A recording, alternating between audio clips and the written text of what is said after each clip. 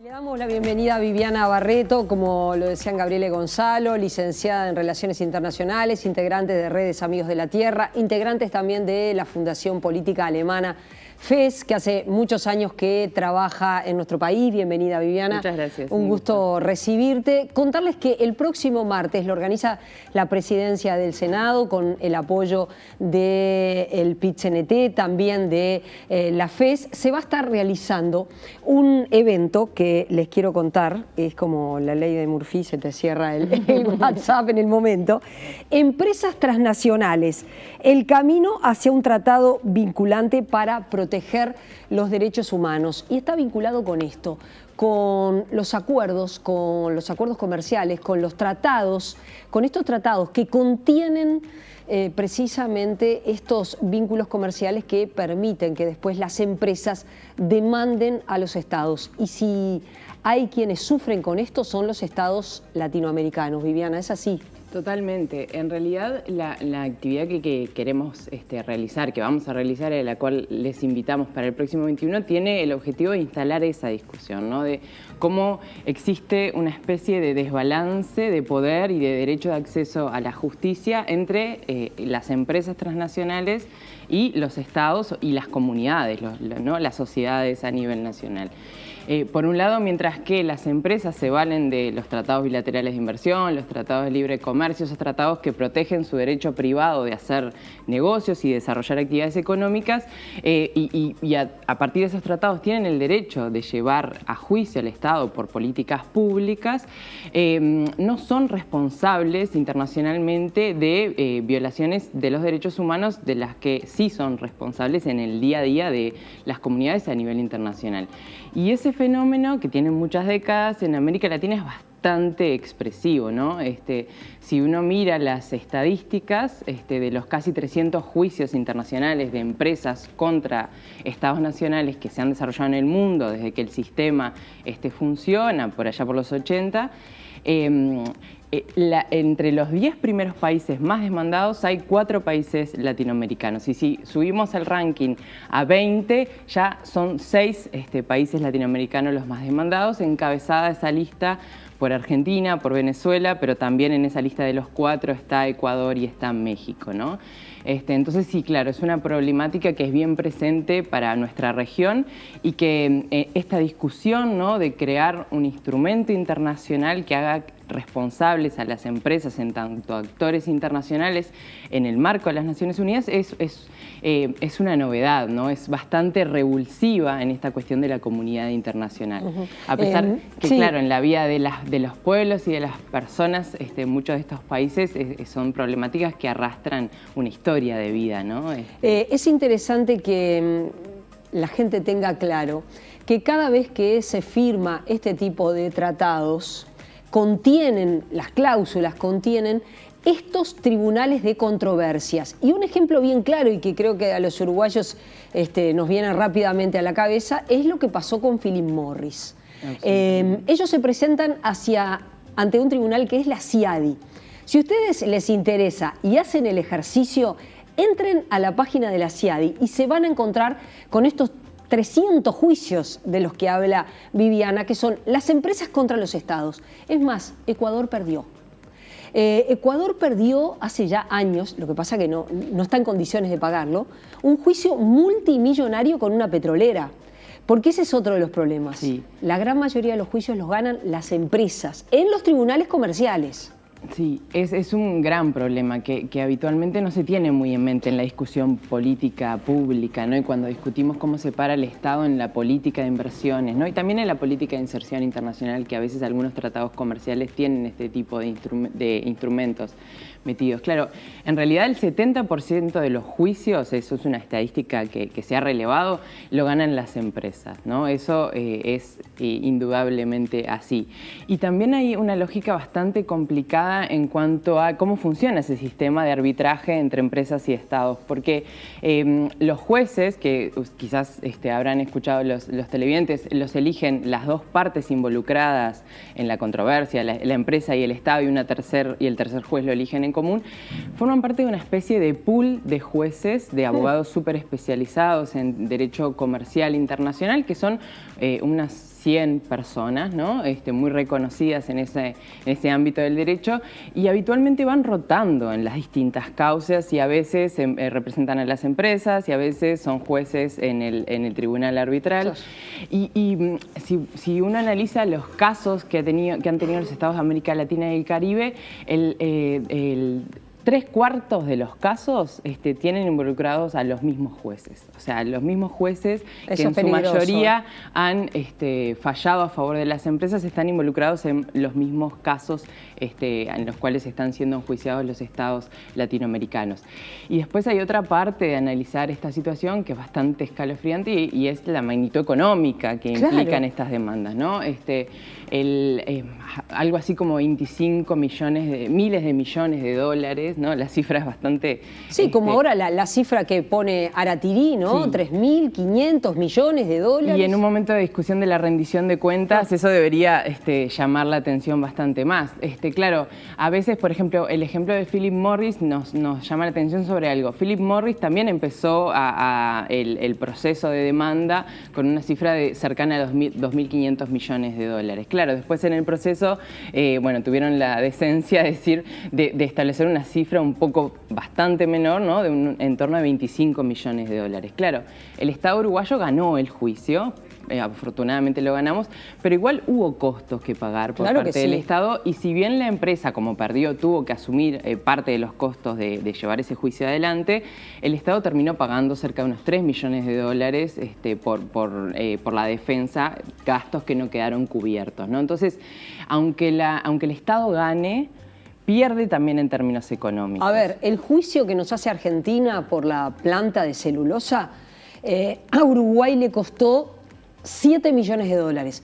En el caso de Philip Morris, parte lo pagaron organizaciones no gubernamentales, antitabaco, defensoras de los derechos de salud. Entonces ahí Uruguay algo más cubierto estuvo. Como vos decís, igual de cualquier manera una cifra que finalmente la terminó pagando Uruguay. En el caso de la demanda de Argentina contra Uruguay, los 7 millones de dólares los pagó Uruguay.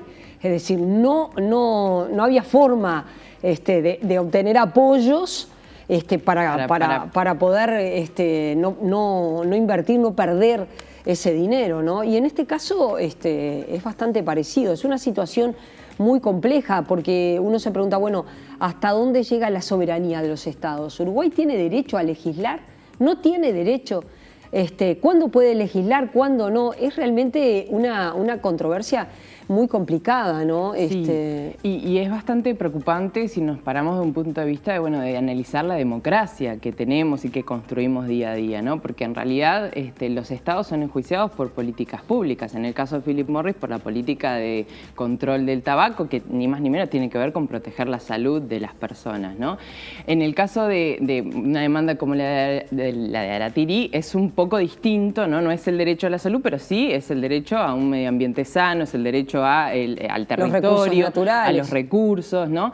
Entonces son políticas públicas que deberían tener un valor supremo, ¿no? Cuando a nivel internacional los juristas y los especialistas dicen que hay un conjunto de normas que son este sistema internacional de protección de los derechos humanos, que son normas de valor casi que constitucional, ¿no? De jus cogens, que tienen que ver con la definición de cómo los países convivimos en la comunidad internacional.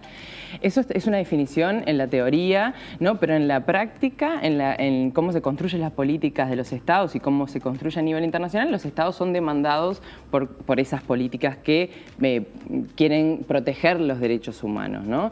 Y son demandados y tienen penalidades económicas, mientras que si son cómplices o si no cumplen su deber de hacer respetar los derechos humanos por estos actores empresariales, no hay una penalización concreta ni para los estados ni para estas empresas, ¿no? A ver si estoy bien encaminada en este concepto. El concepto es, hay que proteger a las empresas de los estados, cuando en realidad, en el origen, los estados son los débiles y las empresas transnacionales son los fuertes.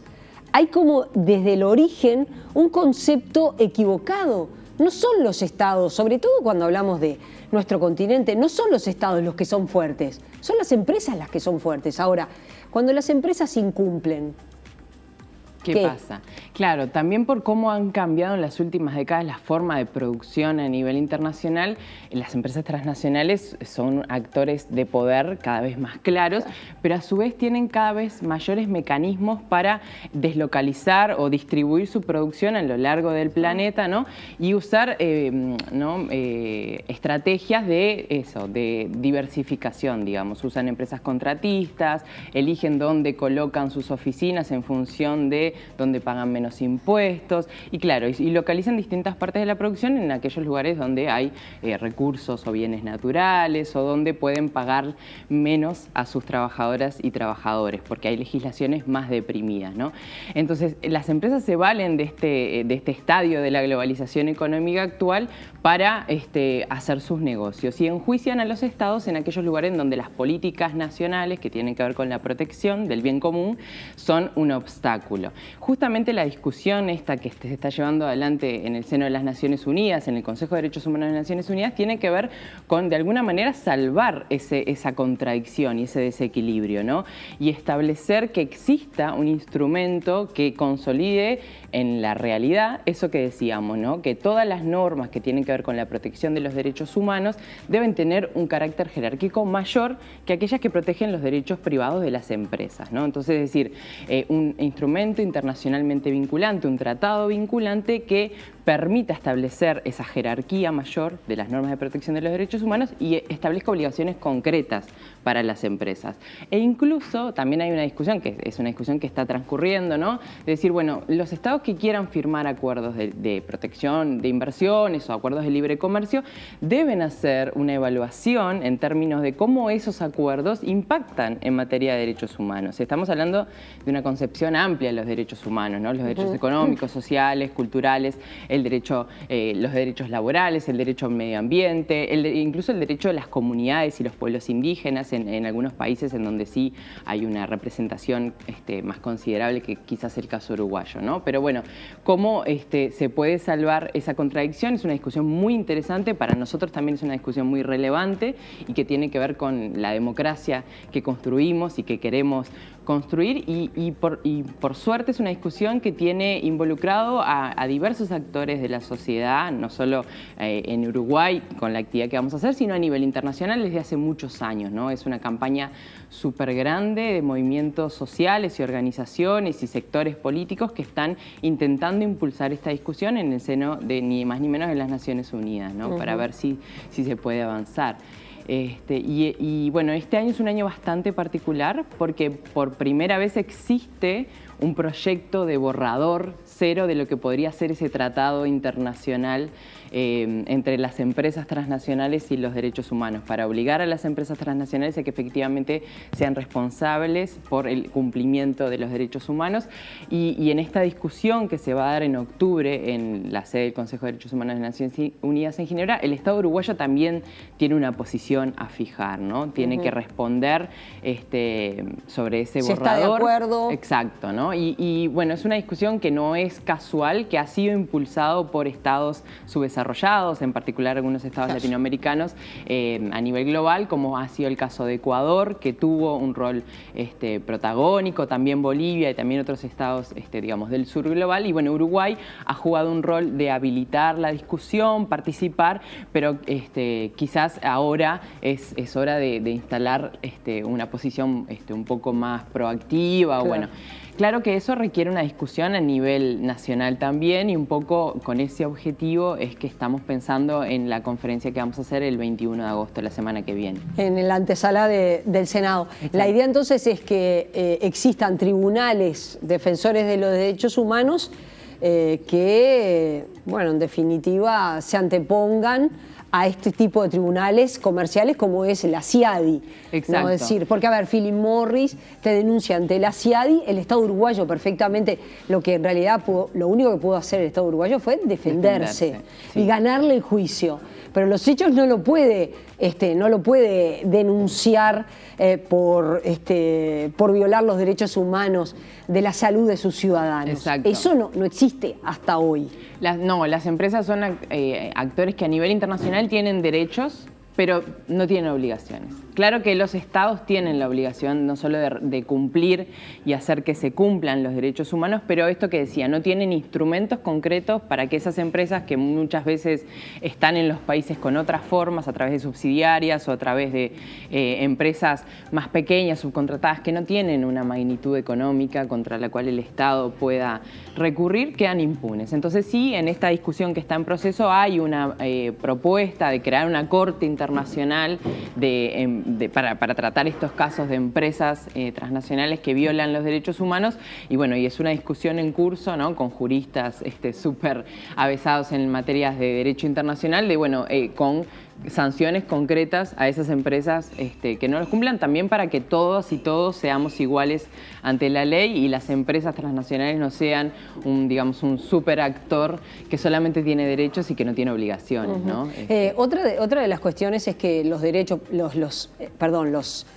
estados latinoamericanos deberían poner en cuestión que estos tratados de libre comercio se firmen y que contengan cláusulas como estas, por ejemplo.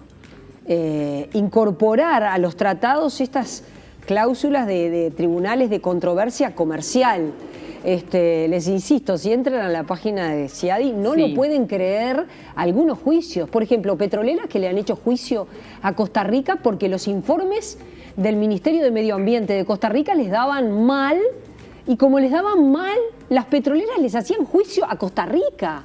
Cuando en realidad lo que había que hacer es echar a esa petrolera de Costa Rica. Bueno, o en el caso que más nos duele ahora, ¿no?, que por una cuestión de una definición del Estado uruguayo, decir, bueno, no, pensando en el ordenamiento territorial, pensando en el ambiente y en el derecho a las personas de vivir en un ambiente sano, el puerto no tiene que estar en donde la empresa quiere, debe estar en otro lugar. Bueno, eso tampoco gusta a la empresa y aparentemente es una razón para interponer este juicio, ¿no? También hay otra discusión que es muy interesante, y es que a nivel internacional a veces los estados, y en particular en esta región, aparecen como compitiendo por los capitales transnacionales, por las inversiones. Es verdad. Y en esa competencia tienden a bajar, ¿no?, Claro, las exigencias, digamos, ¿no? O tienden a flexibilizar derechos laborales, o tienden a exonerar impuestos. Porque si no se van, por ejemplo, se va para Brasil, se va para Argentina. Claro, porque la empresa busca invertir en aquel lugar donde le es más rentable, entonces donde tiene menos exigencias por parte del Estado. Si nosotros, y pensándolo de un país como Uruguay, tuviéramos un instrumento internacional que obliga a todas las empresas por igual, no importa dónde radica la inversión, esa competencia desigual se salva un poco, porque las empresas van a quedar obligadas y ya no es tan fuerte el poder de presión que tienen para hacer contra un Estado para que, bueno, vaya un poco para atrás en su política pública, ¿no? Entonces es una punta también interesante para discutir desde acá. Viviana, gracias por haber venido. Recordarles a todos, este martes desde las 9 de la mañana en la antesala del Senado se va a estar hablando de estos temas, ¿no? Tratados vinculantes, derechos humanos, empresas transnacionales. Gracias, Viviana, por haber estado.